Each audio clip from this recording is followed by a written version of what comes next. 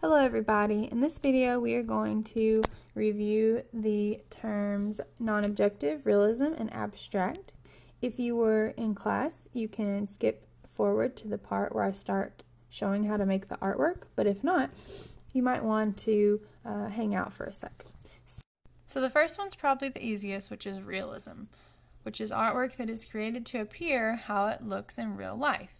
So the test you can ask yourself is, if it looks real, then it's probably realism.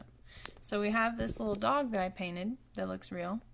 And then we've got some other examples of realism, like this girl and some sunflowers, a little frog, and some people dancing. So all of these look like things you could find in real life, and that's why they are realism.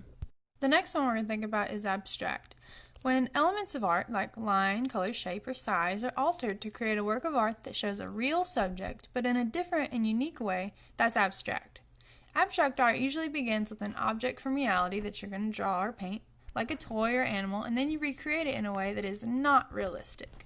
A viewer will often be able to tell what the subject was, but sometimes it may be tricky. If you can tell what some of the objects are in an artwork, but they don't look realistic, then it's probably abstract.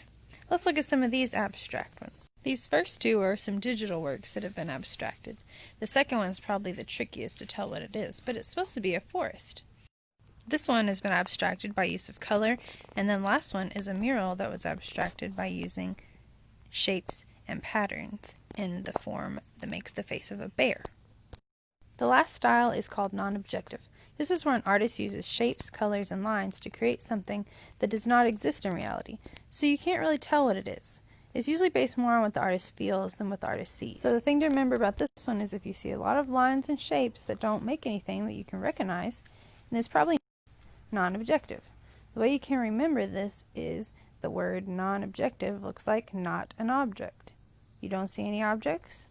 It's not an object. It's non-objective. Here we have some examples of non-objective work, and the first one is based on a process, like much of non-objective work, which is a paint pour. And then we have some paintings and some drawings, but they all have the same thing in common. They're more focused on lines, shapes, and patterns, and colors and processes, not the objects. So it's non-objective. So now we're going to look at the assignment they want you to do. So for this part of the video, I'm going to be summarizing all of the studio activities from line lesson 1.1. You can pause here and look at the steps, but I'm about to show them to you right now. First thing I'm going to ask you to do is gather some art tools and some items that represent you and lay them out on a flat surface. You have two ways that you could draw this. It says that you should draw it from the top perspective, like this, but I'm actually just going to draw mine as if I were drawing a still life, like this. Next, we need a piece of paper. You can print off the worksheet that they give you, or you can just use a regular piece of paper. Either way, the paper needs to have 3 columns. So if you fold your paper in thirds, it will give you 3 columns. So watch how I do that.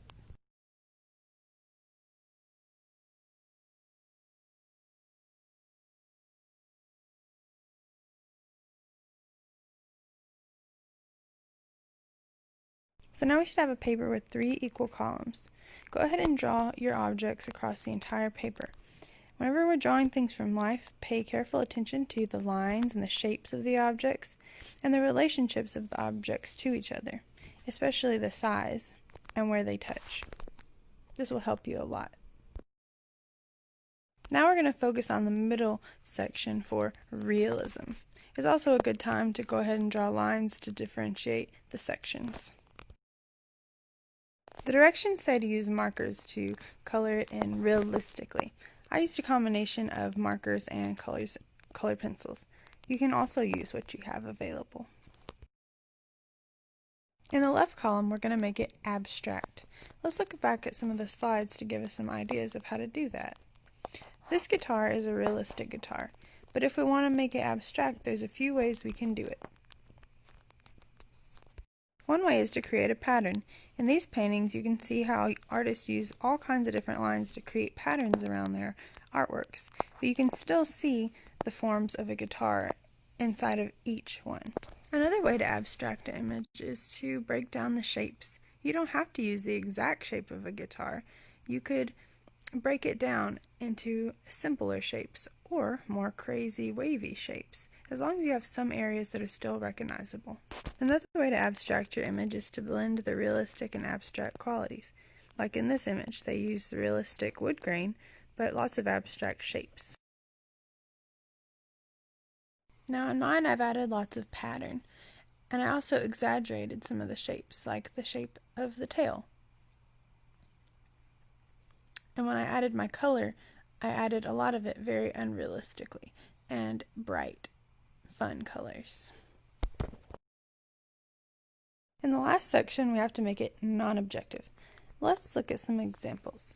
To create non-objective art, artists use different kinds of lines and patterns that repeat. Before, when we talked about non-objective art, we mentioned how sometimes it's about how an artist feels rather than what they see. If you look at the artwork of this awesome guy named Kandinsky, he was really good at working with lines, shapes, and colors to express his emotions. He was actually known for listening to classical music while creating his art, and he said that he was painting the colors and lines that he saw from the music. The directions ask us to only use 3 colors, so these are what I picked. When I started working on my design, I picked a couple of shapes and lines that I chose to repeat throughout my design, such as this crescent shape and the zigzags, and I used those for inspiration for the whole segment. The lines and shapes I picked to repeat in this design were inspired by the shapes I already found in the drawing, but repeating them and making these patterns helped make it more cohesive. But even if you look at it, you really can't tell what the original objects were, and that's why it is non-objective.